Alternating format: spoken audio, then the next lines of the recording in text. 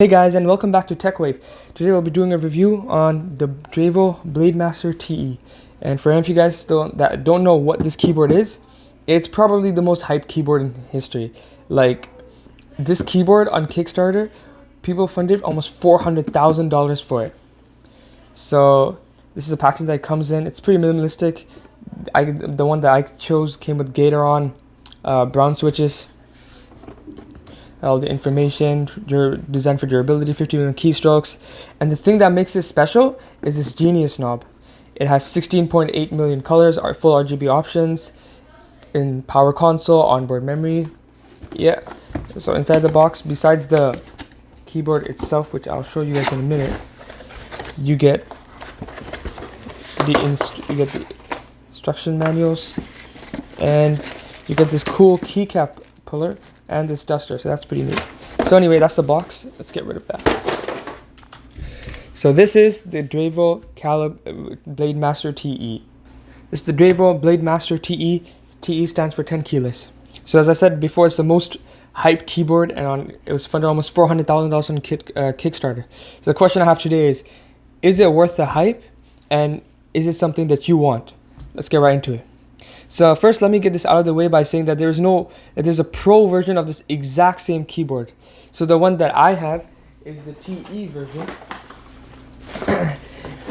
With the TE version, if you can see right here. And the pro version of this comes with Cherry MX switches. The TE version comes with Gatoron switches. So this gives you the flexibility in choosing what type of switches you want, and even if you want Gatoron or Cherry switches. They have all the switches such as brown, red, blue, so you have all the options there. So at first glance, it doesn't look any different from any other keyboard. That's mostly true because keyboards, you can't really change the design too much. But when we look at its left side over here, that's when we see the change. Now this is what Drevo calls the Genius knob. And this is what made this keyboard so hyped, and what makes it different from all the other keyboards. This knob allows you to do many different things. So the knob has 4 main movements. It's single clicking it, double clicking it, rolling it forward just like this, and rolling it backwards. Now the cool thing is that you can customize the knob to do whatever you want, whatever function you want, such as opening a program or launching a software on software. But we'll get into that later in the video. So continuing with the rest of the build of the keyboard, it's pretty typical. The frame is made from what Drevo calls aero type aluminum, so it's pretty sturdy and nice. It feels premium. This keyboard cost around $95 for the Gatoron version, and I believe it's $159 or $149 for the Cherry MX switches version. That's in Canadian dollar. Because it's made from aluminum and really dense plastic on the sides, it gives the keyboard's frame no flex at all, which is what we want. It's definitely more sturdy and rigid than your average keyboard. Over here I have my RK71, and you can see it kind of flexes a little bit, but it's definitely not like that. So moving on to the back of the keyboard, we have these 2 legs over here that extend out to give you the extra height if you so want. And then we have these, we have these unique switches over here. If you can see, they're doing 1, 2, 3, 4, and over here we see that. It's basically for changing the layout of the keyboard. So if you're someone who lives in the UK, Australia, and you guys use a different layout than what people in Canada or America use, then you can just switch that on. It'll change the layout of the keyboard. So that's a really cool feature. Another thing to add is this keyboard does not have USB. Is not connected by USB-C. You can't remove the USB cable. It's connected directly like this. It is a gold-plated USB, however, but still, it would have been better if Drevo could have just gotten the regular USB-C cable. So that right there, being able to change the layout of the keyboard, is something I haven't really seen on other keyboards, and it's a nice feature that Drevo has added. So I'm sure by now you all want to know the amazing RGB features on this keyboard. It's honestly one of the best lighting I've seen, as well as you have lighting on the bottom over here, if I can get that to show somehow. As you can see over here, the lighting on the sides and the bottom, that's pretty cool. You have a full range of color options with this keyboard, and each key can be individually set to be a different color, and that can be done through their software. More on that later. The keycaps on this Hypebeast also aren't bad. They're double shot ABS keycaps, so they don't have too much wiggle. If I take one keycap off and show you guys, so they're laser imprinted, so the text won't go anyway anytime soon. So when comparing these keycaps to my RK71, which is just $15 cheaper, they feel much better than those switches over here. These switches over here, I don't know if it's just me, but they feel a lot more flimsy and wiggle a lot. But these switches just felt much more better and much more natural to me. Now let's look at the actual switches over here, which are the Gateron red switches, if you guys can see that. So obviously this red switches are extremely linear switches, and they don't have the tactile feeling that brown switches do. If you can hear the difference, and this is a brown switch on my RK71, and this is, so I'm sure you guys could hear the difference. It's so much more linear, and there really isn't any tactile feeling. These switches over here, like I said before, are rated for 50 million clicks, so you know you don't have to worry about long-term issues. Here's a quick sound test of what they sound like when you're actually typing. Let me just put the escape key back in.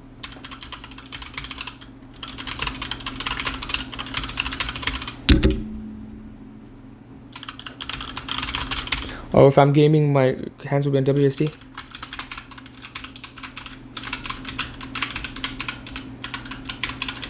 So yeah, these switches, they're pretty good. If you're in a situation where you can't really be making noises, or you don't want to annoy the people around you, like I had blue switches and my family would just kill me for that. Those were really loud. Then these are definitely the switches you want, no matter what keyboard you use. You can even lower the sound even more by adding O-rings if you wanted. These switches, honestly, for me are 50-50. Though I enjoyed them while playing games, I tend to find myself misclicking a lot when I'm writing a document or an essay for school or anything, because it's so linear and there really isn't any tactile feeling to it. I've been using this keyboard for only 2 weeks though, so take that as you will, because you might be able to just get used to it within a month or so. Now finally, let's get into the software of this keyboard. So this is the software of the Drevo Blademaster TE. When you begin, you have your typical account registration and login, and you can customize what each key can do. For me personally, I've set my F5, F6, and F7 keys to my multimedia keys, because I really needed something to just mute or pause, mute the game when I'm playing games. Underneath that, you'll find the Genius knob customization. Now, I will say that it took me a while to set up the functions that I have, and it wasn't the easiest process, but after it was done, it worked great. Despite this, I can't help but think this knob is nothing more than a gimmick. I had to force myself, and it didn't really make a difference to me. I didn't find any benefits in my productivity either. But if you are someone who's constantly needs to multitask or needs shortcuts, then this will get the job done, because you can set 4 functions and instantaneously it'll do whatever you set it to. Underneath that is the RGB effects, and it comes with 12 total effects. You have your static, and you can choose the brightness, the color. You can even add effect layers by making some keys different. You have your spectrum, which you can set the brightness, speed. Again, you can add different, you can change it a little bit. You have your rainbow, which you can choose which side you want to come, right, bottom, left, top, speed, brightness. It's all pretty cool. You have power gauge. You have breathing, all typical. You have twinkle stars, which I haven't really seen before. But if we look at the keyboard down here, then if you guys can see, it's just a few keys just lighting up here and there. So it's supposed to recreate the stars on night, I guess. It's a pretty cool feature nonetheless. So we have reactive, which just reacts when you press a key. You have marquee, which has been there. You have aurora, and custom. You can create your own customs. Obviously, that's pretty sick too. And underneath that, finally, we have the last tab, which is the settings. And you can toggle game mode on and off. One cool thing about this keyboard is the fact that you can set its polling rate. I haven't had this on my RK71, so that's pretty sick.